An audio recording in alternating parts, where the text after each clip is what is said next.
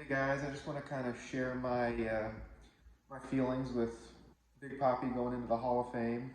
Um, I'm a lifelong Red Sox fan. I've been raised that way. My dad was a Red Sox fan. He lived in Boston for a little bit. We grew up. My brother and I lived in Manchester, New Hampshire. That's where we were raised for the first part of our lives. Um, we live in Texas now, but we're still a part of Red Sox Nation. Never left. Um, I just wanted to kind of share my top Big Papi memories. Um, with him going into the Hall of Fame, I figured now would be the time to kind of go through those. And if you're a Red Sox fan, a Big Papi fan, feel free to comment what your favorite memories are. But I'm going to go through a few of mine here real quick. Um, and I'm just spitballing here. I have no notes or anything. This is all coming from the heart. The first one, um, my first trip to Fenway in 2009. Um, Big Papi obviously was my favorite player. I was 12 years old. All I wanted on that trip was a Big Papi home run. That's all I wanted. The Red Sox were playing the A's. Nomar Garcia Parra was back in town. The Red Sox were down.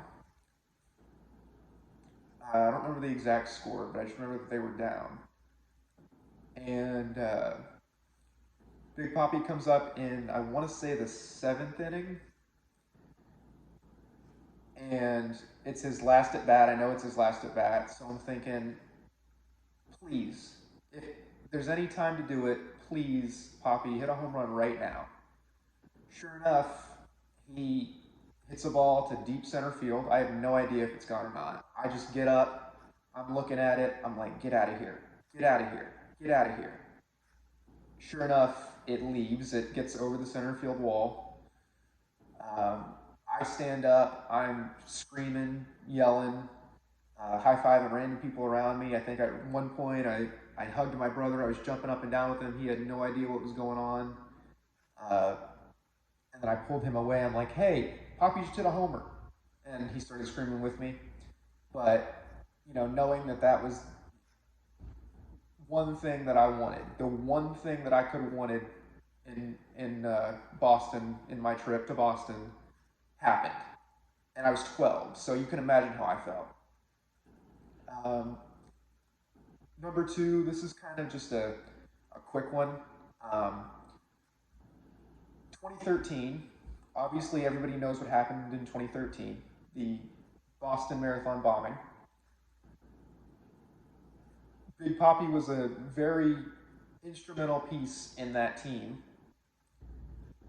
His whole speech, uh, just how he played that year. He played with a chip on his shoulder because he wanted to win it for Boston. Um, that whole year is special for so many reasons, but I have a couple of very specific ones. Um, First of all, I didn't have this teacher at the time. I was in high school. I was a sophomore in high school when the bombing happened. I was a junior when they won the World Series that year. Um, well, when I was a sophomore, when the bombing happened, uh, we were talking about it in one of my classes. It was a Spanish class. And one of the other Spanish teachers walked into the room, said something to my teacher. Uh, and we were all kind of, talking about the bombing, talking about what happened. And my teacher kind of mentioned that, hey, that teacher that just walked out of the room, she was at the bombing. She ran the marathon. And I was like, oh my God. Like, I can't even imagine how she was feeling. Apparently, she had already finished the race and had gone underground onto the tee. Um, but just the fact that someone that worked at my school and who I eventually had as a teacher was that close to that happening, I was at a loss for words. And she ended up telling me the story the next year when I had her as my Spanish teacher. She ended up saying that she had made it underground and she was safe from the bombing, but she remembers everybody being in a panic, and that was just a whole thing. Um, you know, and then they went on to win the World Series that year. Not only did they win the World Series, they won it on my birthday. So 17-year-old me was just having the time of his life on his birthday that year. Um, and then, you fast forward to uh, Big Papi's last year. And obviously, him growing up, or me growing up with him as my favorite player, I was sad he was retiring, but I understood it. Uh, we go to a game in Houston. It's his last game in Houston, and we're sitting in the Crawford boxes in left field. Big Papi's warming up, doing stretches in left. Um,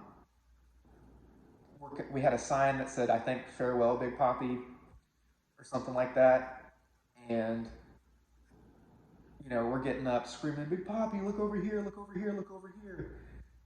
And he turned around and waved. And I was 17 years old at the time. I was giddy. I was like a little kid. I remember being like, "Oh my God, Big Papi just waved at us," and just remembering that, that's a core memory that I'm never gonna forget. Even I was 17 years old and I reacted like a little kid. There's no shame in that. I don't mind admitting that.